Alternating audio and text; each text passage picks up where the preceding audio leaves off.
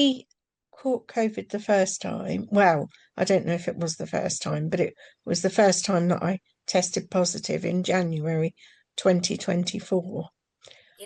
I was off work for 2 weeks, like with, I guess, like flu-like symptoms. I lost my smell, I lost my taste.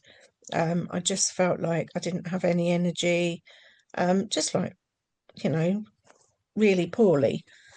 I Yeah. went back after 2 weeks, and my first day back at work, I had a few gaps first thing, and because obviously, they don't book your clinics full in case you don't come back. And I got to about 10:15, and I couldn't manage. So I called over one of the practice managery people, and he come over, and he said, "What's the matter?" And I just, floodgates opened. I can't cope. I can't. So he got the Yoki health lady over. She came over to see me and told me I'd come back too early. But I said, I don't want to go home. Don't send me home. So they agreed to let me do till 1 o'clock, eight till 1 rather than 8 till 5:30. So I did that for 8 weeks. But when I got home, I had it. I was so had it. Well, after 8 weeks, I was back to work normally, but very, very tired all the time, much more tired than normal. In July, I got COVID again, was off for 2 weeks, went back to work on the Monday, I think, because I get my days in the middle. I was fine. On the Tuesday, I got to work and I'd got a headache. I took tablets, but this headache was so bad that I couldn't bear the lights on. Because, again, I'd only got 3 patients in the morning and 2 in the afternoon, I turned the lights off, and all the rest of my stuff was phone calls. So I just worked in the dark. Yeah. My boss tried to send me home, and I said, no, I've only got a headache, I'm fine. As the day went on, it got worse, and in the afternoon, I was violently sick. I was in a phone call. She'd cancelled all my face-to-face. I was having a phone call. I was violently sick, but I couldn't even make it out of the room. I had to hang up on the patient and say, I've got to go, I'll ring you back.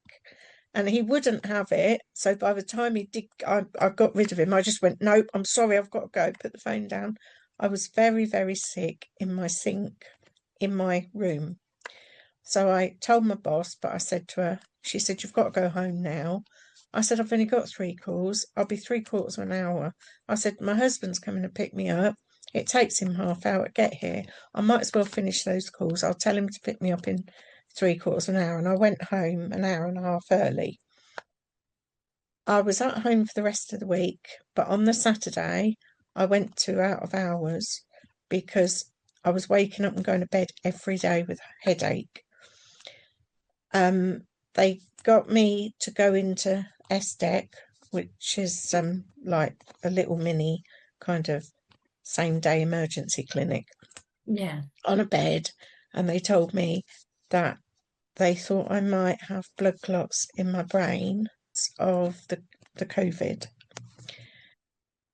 They told me I needed an MRI scan and I could stay in and wait for it, or I could go home and wait for it.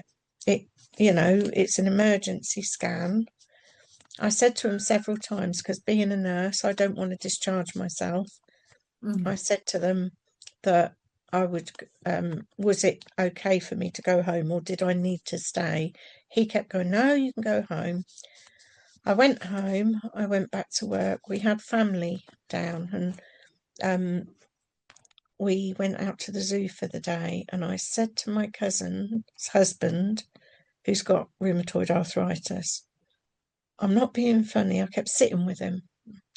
And I said to him, while everyone else was going and looking at the animals, I'd said to him, I don't know why. I said, but my legs feel like they're so heavy, I can't lift them. I still worked, but was so exhausted, I was going to sleep directly I got home. On the Saturday, I thought I can't keep doing this. My head, every day, my head's still bad. I'm waking with it. So I went back to A&E. I phoned 111. They told me to go straight back through A&E. I did. They kept me in for 8 days and diagnosed me with cluster headaches, stroke, chronic migraines. I never went back to work. I was off for the 8 days and then I went home. But it didn't get any better. They give me some medication that kind of managed it, but my headache was still permanently there. But it was so bad when I went in hospital, I wanted to rip my eye out. Then, after I'd been home a week, I had to go to the doctors to get a sick note. And that was when I was diagnosed with long COVID. She told me it might last a week, it might last 12 weeks, it might last, whatever. She didn't know. Every time I thought, oh, is this a little bit of an improvement? I'd do something and knock myself back even worse. So that's where we sat. And the reason that I wanted to do this is because people think that you're just trying to skive off work and get paid at the same time, which is an absolute load of rubbish. I've been off since August 2024 and my wages stopped in, I think it was the November, maybe. I can't remember, to be fair, but we had no income. I was in such a state, I couldn't afford to eat. It was dreadful and it took weeks to get anything because, the government service. But even now, like, the symptoms are awful. So when I'm really, really tired, my throat down here feels like someone's got a stitch in it and they're pulling it really tight and I choke. I start coughing when I'm talking. My voice, I don't know if you can tell, my voice is a bit worse the more I get tired. I shake. I get so shaky. And when I hold my hand up, it's shaking a tiny little bit, but inside it feels like it's going like this. I walk with a stick, but I can't walk very far. I have to keep stopping. I have a Motability scooter for when I go out and about because I can't, like I say, walk far. So I went away to a caravan with my daughter and her husband and my granddaughter last year. And she talked me into getting a scooter because we were going to Monkey World. So I hired one. Yeah. And she said to me, Mum, why don't you hire a scooter for the whole week so that you can do things? Otherwise, you're going to be sitting in a caravan all week. So I agreed. It was so good to be able to do things that I bought one when we got home. Me and my husband got a second-hand one and got it new batteries, and I use it if we ever have to go anywhere where there's any walking involved. My whole life has changed drastically. Pain, I get so much pain in my joints, in my bones, in some days I don't feel like I can hold my head up because my neck doesn't feel strong enough to hold my head up. And the thing that I've found hardest is that people don't believe you. People think this is something that's not real. And I just wanted to give a perspective, I guess, of the fact that it's really, really changed my life drastically. I mean, I've not given all of the symptoms. I've got constant ringing in my ears, tinnitus. I've never had tinnitus. Some days it's so loud that I can't hear the telly over it. My skin feels like I've walked in stinging nettles, and it is just really, really sore. I put a lot of weight on. I've now lost nearly 3.5 stone of it, but Wow. I because I can't exercise, and people Yeah. go, you mustn't just sit on the sofa reclining. Why? You need to move because you have to have exercise. It doesn't work like that in long COVID. You have to pace. I struggled at first. My mental health was really, really, really bad. I just couldn't stop crying. My whole life had changed. But now I've come to terms with it. I've still got my life. I'm very, very lucky. I survived COVID. Lots of Yeah. people didn't. Our life has changed drastically for a number of reasons. I guess the main reason is because of my mobility and the way we've had to change our lives, but also financially. I had a good job, Yeah. and you know, I had 2 jobs. I was doing my practice nursing for 3 days a week, and then I was doing as and when. Yeah. I was an assessor. Yeah. So yeah, so it's 2 jobs that I've lost, I guess. I haven't. I'm still employed as a practice nurse, and I'm still my the nurse educator was as and when needed, so it was like bank kind of. I'm Yeah. still on their books at the moment, but once my practice nurse job's gone, I won't be on their books anymore either because you need to be a practice nurse. I'm currently in the process of being medically retired. So then that's my career gone. And I'm not retiring like you would or anybody else would. I'm not at work. My colleagues are not going to be there. I'm not going to be saying I've got another week to my patients. I've just gone and nobody knows where. And I struggled. I did struggle. Yeah, that's really, really difficult, Sandra. Thanks for sharing like your experience of long COVID. What would you say to nurses out there that see patients that possibly have long COVID? What tips would you give them?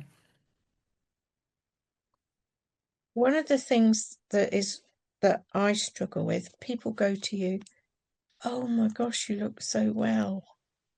And I want to scream. I want to say, but inside, I don't feel it. And people look at me, and I'll give you an example of a doctor.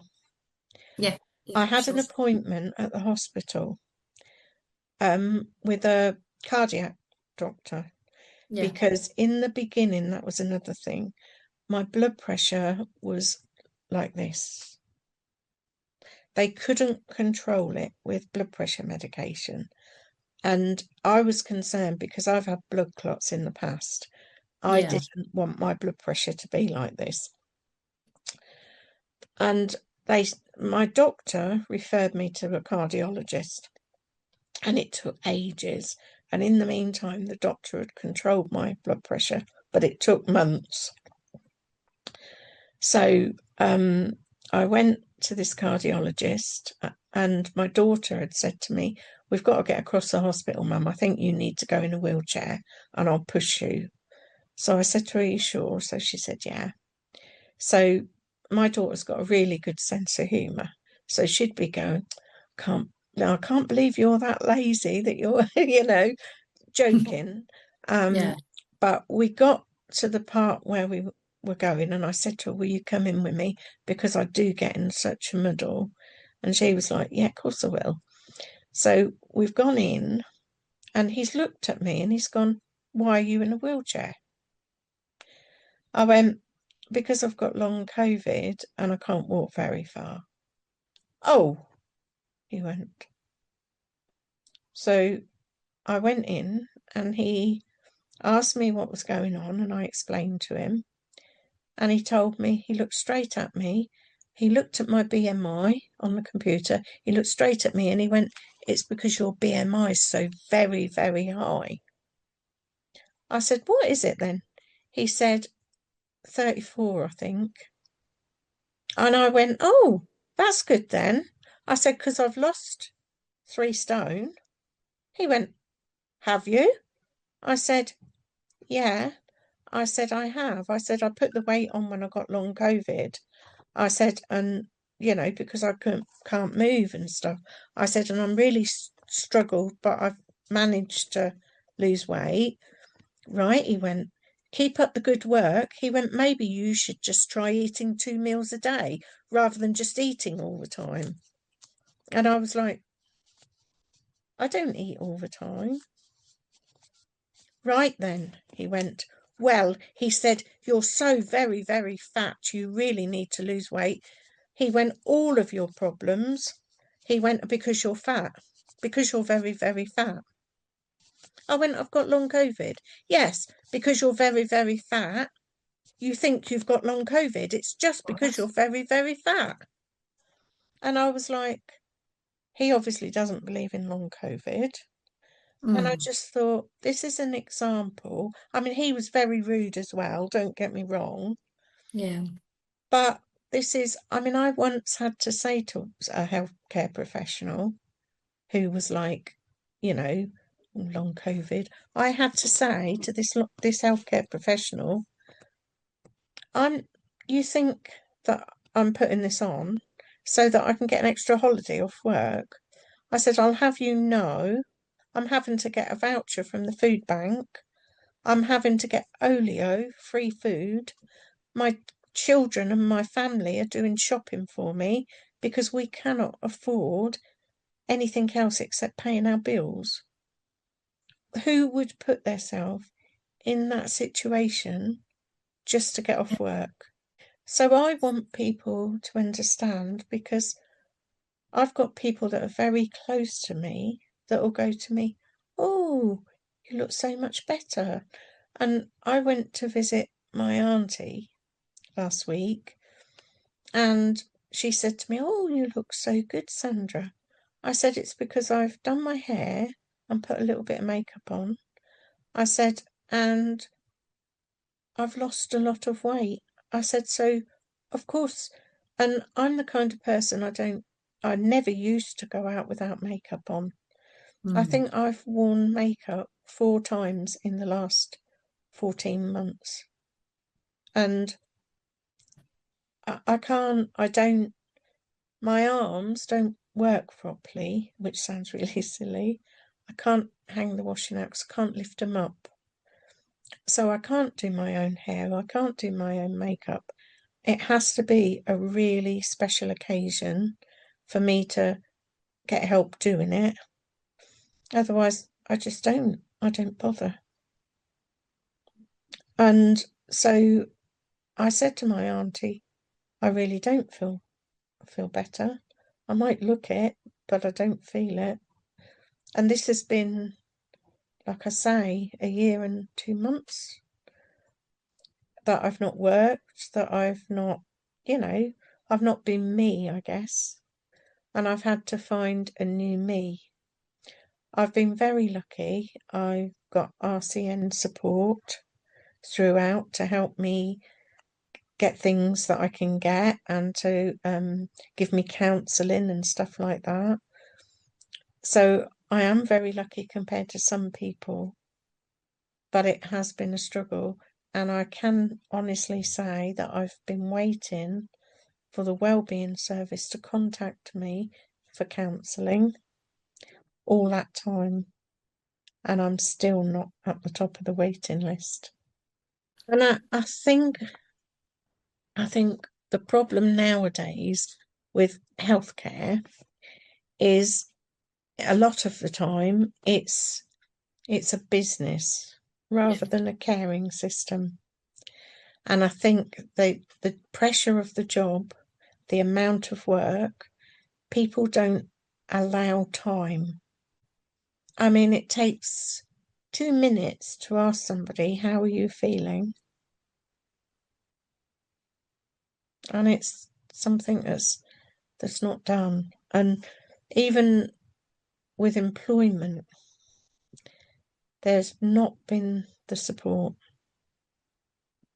There really hasn't. And I struggled with that. I really did. I've seen various different doctors. Now, my GP has been amazing. She's never made anything be too much trouble. She's sat and listened. She's never hurried me. It's been really good. She's been so supportive. Then I've seen, again, a trainee GP who's like good in the beginning and very thorough. And then got like, he was like, oh, well, you should be better by now. It's only COVID type attitude. So I think about people's feelings. Consultant should have thought about my feelings. I've got a mirror. I can see that I'm overweight without being told I'm very, very, very, very. And so, and practice managers need to allow their staff time to do the job properly. Because if the job's done properly in the beginning and people get the care they need, they're not going to keep coming back, are they? Yeah, true, very true. Well, thank you very much for your time today, Sandra, and for explaining that to us all. Then we shall make this available as a resource to people so that they can be more aware of long COVID and its impact on patients. Yeah.